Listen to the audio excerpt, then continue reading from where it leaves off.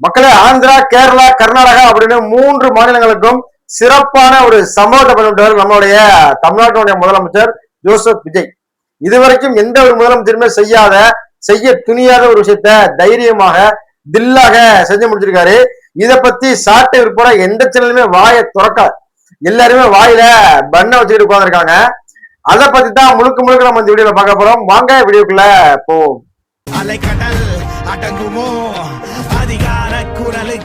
மக்களே, அந்தந்த மாநிலங்களினுடைய வளம் அவங்களுக்கு தான். கர்நாடகாவில வந்து தண்ணி கேட்கறதுக்கு, நம்மளுடைய உரிமையை கேட்கறதுக்கு ஏன்னா எவ்வளவு தண்ணி காட்டுறாங்க அப்படிங்கிறது நம்ம எல்லாருக்குமே தெரியும். ஏன்னா அது மாதிரி கேரளாவில அவங்களுடைய கனிம வளங்களை, மலைகளையோ காடுகளையோ அழிப்பதற்கு, கனிமங்களை வெட்டி எடுப்பதற்கு தடை. ஏன்னா அவங்க சொந்த இசு கூட வெட்டக்கூடாது, கனிமங்களை எடுக்கக்கூடாது, அது வந்து மிகப்பெரிய திருட்டு அப்படின்ட்டு கேரள அரசு தடை பண்ணி வச்சிருக்கு. ஏன்னா அந்த மாநிலத்தை ஆள்றவன் அந்த மாநிலத்தை நேசிக்கக்கூடியவன் அப்படிங்கிறனால அதை வந்து தடுத்து நிறுத்தி வச்சிருக்காங்க. ஆனா நம்ம தமிழ்நாட்டுல இருந்து நம்மளுக்கு ஒரு ஒரு வசனம் கூட இருக்கும். என்ன அப்படின்னா, ஊரா முட்டு நெய்ய மொண்டாட்டி தாராள கையே அப்படின்னு. நம்ம வீட்டுல இருக்கக்கூடிய நம்ம நாட்டுல இருக்கக்கூடிய அந்த வளங்களை என்ன நம்ம தேவைக்கு போகத்தான் அடுத்தவங்களுக்கு கொடுக்கணும். ஆனா நம்மளுக்கே இங்க தட்டுப்பாடா இருக்கு, நம்மளுக்கே இங்க விலைவாசி உயர்வா இருக்கு. ஆனா வெளி மாநிலங்களுக்கு அதிக விலைக்கு என்ன நம்மளுடைய கனிமங்களை என்ன கொள்ளையடிச்சு கொண்டு போய் வித்துக்கிட்டு இருக்காங்க. இது மாதிரியான விஷயங்களுக்கு தான் தற்காலிகமாக 3 மாதங்களுக்கு என மலையை, ஜல்லியை, கற்களை, என கட்டுமான பொருட்கள், எந்த கட்டுமான பொருட்களும் வெளி மாநிலங்களுக்கு ஏற்றுமதி செய்ய இயலாது, ஏற்றுமதி செய்ய தடை. ஏன்னா எங்களுக்கு அரசு கட்டணமாக இருக்கட்டும், தனியார் கட்டணமாக இருக்கட்டும், ஒரு வீடு கட்டுறதாக இருக்கட்டும், ஏன்னா எல்லாத்துக்குமே ரொம்ப தட்டுப்பாடா இருக்கு. ஒரு 1 BHK வீடு கட்டுறதுக்கு 15 லட்சம் ரூபாய்க்கு மேல ஆகுது. அந்த மாதிரி தமிழ்நாட்டுல கட்டுமானத்துறையில ஏன்னா தலைவிரிச்சு ஆடிக்கிட்டு இருக்கு விலைவாசி.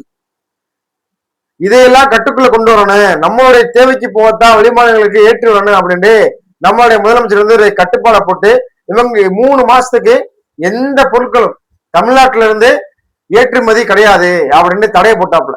இது மிகப்பெரிய ஒரு நடுக்கத்தையும் பீதியையும் உண்டாக்கிருச்சு வெளி மாநிலங்களுக்கு. இப்ப நம்ம என்ன கேட்கிறோம் அப்படின்னா, கேரளாவில மழை இருக்கா இல்லையா, கர்நாடகாவில மழை இருக்கா இல்லையா, ஆந்திராவில மழை இருக்கா இல்லையா, தமிழ்நாட்டுல மட்டும்தான் மழை இருக்கா? தமிழ்நாட்டு நீங்க ரோடு போடுறதுக்கும், நீங்க கட்டடம் கட்டுறதுக்கும், நீங்க சொகுசாக வாழ்வதற்கும் ஏன்னா தமிழ்நாட்டில் இருக்கக்கூடிய ஏன்னா தமிழ்நாட்டினுடைய மலைகளை, கனிம வளங்களை, கற்களை தோண்டி தோண்டி எடுத்துக்கிட்டு போய் வெளி மாநிலங்கள்ல விற்பனை பண்றீங்க. ஆனா உங்களுடைய மலையை கர்நாடகாவாக இருக்கட்டும், கேரளாவாக இருக்கட்டும் வெட்டுறதுக்கு தடை. ஏன் தடை? ஏன் நீங்க வெட்டிக்க வேண்டியதானப்பா? உங்கள்கிட்ட இருக்க மலை இல்லையா, மண் இல்லையா, என்ன இல்ல? கேரளாவில எல்லா வளமும் இருக்கு. அப்ப கேரளாவில் எல்லா வளங்களும் இருந்தாலும் அதை எடுக்கிறதுக்கு தடை. தமிழ்நாடு இழுச்சாப்பை நாடு அப்படிங்கிறதுனால அதை எடுக்கிறதுக்கு தடை கிடையாது. இதுவரைக்கும் என்ன ஆண்டவங்க பூரா விட்டாங்க. ஆனா இப்ப நல்ல தமிழன் அந்த சீட்ல உட்கார்ந்தோம்னா தடை. இது வந்து ஒரு 3 மாசத்துக்கு அப்படின்னு சும்மாதான் ஒரு ட்ரெய்லர் பார்த்திருக்காப்புல. ஆனா 3 மாசம் கிடையாது, சுத்தமா இழுத்து முடிவாப்புல. நம்மளுக்கு மட்டும்தாங்க, நம்மளுக்கே வந்து இல்ல, கட்டுமானத்துறைக்கு ரொம்ப விலைவாசி தான் கூடிடுச்சு. ஒரு சின்ன ஒரு வீடு கட்டணும் அப்படின்னாலே 10 லட்சம் ரூபா, 15 லட்சம் ரூபாய்க்கு மேலதான். அது குறைஞ்சு நம்ம வீடு கட்ட முடியாது. ஏன் அப்படின்னா டிமாண்ட் பண்ணிக்கிறாங்க அவங்களே. ஏன்னா இருக்கு, நான் எல்லா கனிமவளமும் இருக்கு, ஆனா நம்மளுக்கு தராம அதை டிமாண்ட் பண்ணி இல்லைன்னு விலைவாசியை ஏத்தி வெளி மாநிலங்களுக்கு அதிகமான விலைக்கு வித்து எல்லாம் கொளுத்த பணம் அதுக்கு இருந்தாங்க. இப்ப அதுக்கெல்லாம் ரிப்பீட் அடிச்சு விட்டாங்க. ஏன்னா கடந்த ஆட்சி காலங்கள்ல அந்த ஆட்சியாளர்கள் அது சம்பந்தப்பட்டவங்க பார்ட்டி ஃபண்டு அப்படின்ட்டு ஏன்னா இங்க இருந்து லாரி ஏத்திட்டு போற லாரியை பூரா குறுக்க ஒரு ஆளை நிப்பாட்டி மறைச்சு ஒரு யூனிட்டுக்கு 1000 ரூபாய் அப்படின்ட்டு கொள்ள காசு பார்த்துருக்காங்க.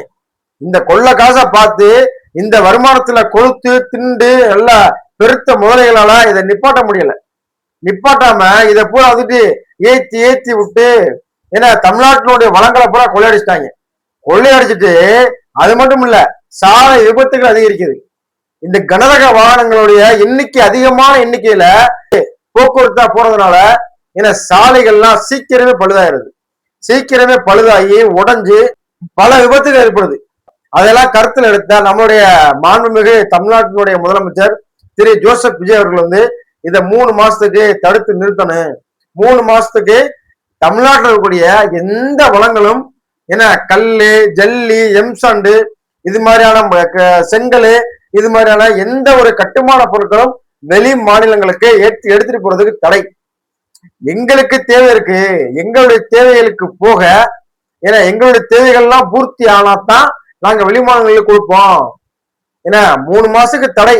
அதுக்கு அப்ப அந்த டைம்ல பார்ப்போம் எங்களுக்கு தேவையெல்லாம் பூர்த்தியா இருக்கா என்ன.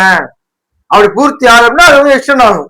என்னுடைய கருத்து என்னன்னா, இது வந்து நம்மளுடைய முதலமைச்சர் வந்து தற்காலிகமா 3 மாசம் அவனுக்கு போட்டிருக்காரு ஒரு ட்ரெயிலர் பாக்குறதுக்காண்டி. ஏன்னா மொத்தமா அரசு அப்படின்னாக்கா செதறி பதறிடுவாங்க. அதனால தற்காலிகமா ஒரு 3 மாசத்துக்கு அப்படின்னு ஒரு தடையை போட்டிருக்காப்புல. ஆனா இது வந்து 3 மாசம் தடை கிடையாது, நிரந்தரமான ரிவிட்டு. இந்த கரூர் மக்களுக்கு அரசு வேலை கொடுத்ததுக்காண்டி கொதிச்சு எந்திரிச்சாங்க இந்த நாம் தமிழர் கட்சியினுடைய அந்த தற்குறி அந்த குரூப்பு. அது மட்டும் இல்லாம மற்ற கட்சியினர்கள், ஏன்னா சமூக ஆர்வலர்கள் அப்படின்னு பல பேர் வந்து கொதிச்சு இருந்துட்டாங்க. இப்ப ஒரு சிறப்பான ஒரு தரமான சம்பவம் இருக்காரு. இத பத்தி சாட்ட ஒரு வார்த்தையோட வாய திறக்கல. ஏன்னா எந்த ஒரு யூடியூப் சேனலுமே இதை பத்தி பேசல. ஏன் வாய திறக்கல? வாயெல்லாம் வாழைப்பழம் இருக்கா, புண்ணுன்னு ஏற்பட்டு இருக்கா? ஏன் திறக்கல? வாய திறந்து பேசுங்க. ஒரு கட்சி பண்ற நல்லதா கெட்டதை மட்டுமே பேசுறீங்க இல்லையா? நல்லதையும் பேசுங்க.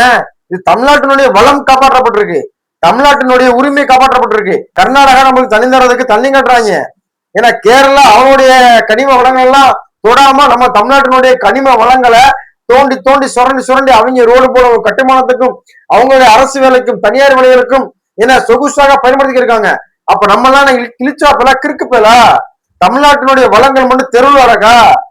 ஆந்திரா, கர்நாடகா, கேரளாவுடைய வளங்கள் எல்லாம் வந்துட்டு தங்கமா? நம்மளோட பித்தாளையா?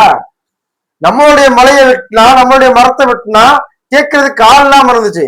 இன்னைக்கு ஒரு தமிழ் வந்து ஆட்சியில உட்காந்து இதெல்லாம் தடை போட்டிருக்காப்புல. அதை பத்தி இந்த வாடகை வாய்கள் எதையுமே வாயை திறக்கல. ஏன் உங்களுக்கு அவ்வளவு வன்மம் என்ன? கரூர் மக்களுக்கு ஏன்னா கரூர்ல உயிரிழந்த அந்த 31 பேர் குடும்பங்களுக்கு அரசு வேலையை ரத்து பண்ணணும் அப்படின்னு போராடி ஏன்னா அந்த ரத்த அதுகிட்டு வாங்கின இந்த நாம் தமிழர் கட்சி ஏன் இதை பத்தி பேசல? சாட்டை ஏன் இதை பத்தி பேசல? ஏன் அப்படின்னா உங்களுடைய ஒரே அஜெண்டா ஏன்னா நாம் தமிழர் கட்சியோடைய ஒரே அஜெண்டா என்ன அப்படின்னா தாவேக்கா எது பண்ணாலும் எதிர்க்கணும். தாவேக்கா அரசை வந்து எதிர்க்கிறது தான் முழுக்க அவங்களுடைய நோக்கம். 2026 தேர்தலில் அறிவிக்கிறதுக்கு முன்னாடி அவங்களோட நிலைப்பாடு வேறு. 2026 தேர்தல் அறிவிச்சதுக்கு அப்புறமாக தமிழ்நாட்டினுடைய இன்றைய முதலமைச்சர் திரு ஜோசப் விஜய் அவர்கள் அவர்களுடைய கொள்கை கோட்பாடுகளை சொன்னதுக்கு அப்புறமா இவங்களோட நிலைப்பாடு வேறு.